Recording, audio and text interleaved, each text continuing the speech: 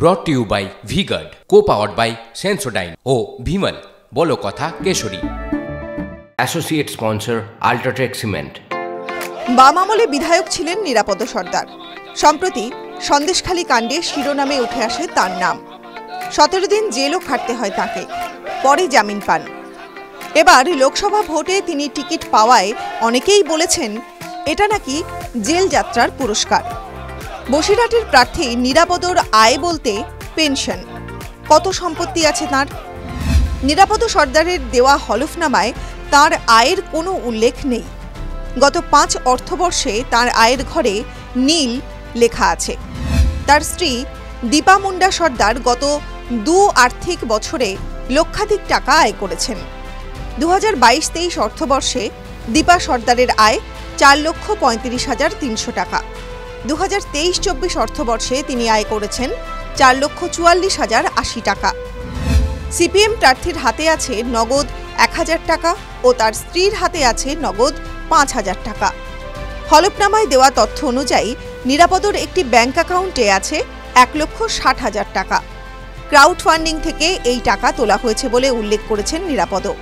তার অপর অ্যাকাউন্টে আছে 33,182 টাকা। তার স্ত্রীর অ্যাকাউন্টে আছে 27,000 টাকা। মিউচুয়াল ফান্ড বা অন্য কোনো খাতে কোনো বিনিয়োগ করেননি নিরাপদ। তবে পোস্ট অফিসে কিছু স্কিমে বিনিয়োগ করেছেন তার স্ত্রী দীপা। নিরাপদর নেই কোনো গাড়ি, কাছে নেই কোনো সোনা বা মূল্যবান ধাতু। তবে তার স্ত্রীর কাছে আছে 4 ভরি সোনা, যার মূল্য 2,75,000 টাকা বলে উল্লেখ করা হয়েছে।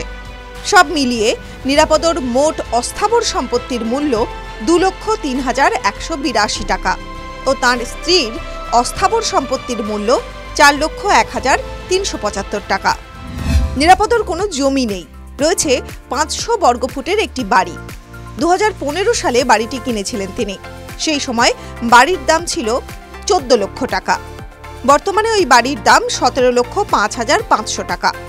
নিরাপদ ও তার স্ত্রী 12 লক্ষ টাকার একটি ঋণ নিয়েছিলেন এলাহাবাদ ব্যাংক থেকে, যার কিছুটা শোধ করা এখনও বাকি।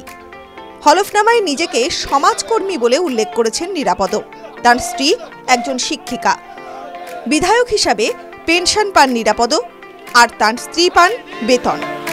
TV9 Bangla digital. Brought to you by V-Guard, co-powered by Sensodyne ও Bhimal বলো কথা কেশরী। Associate sponsor UltraTech cement.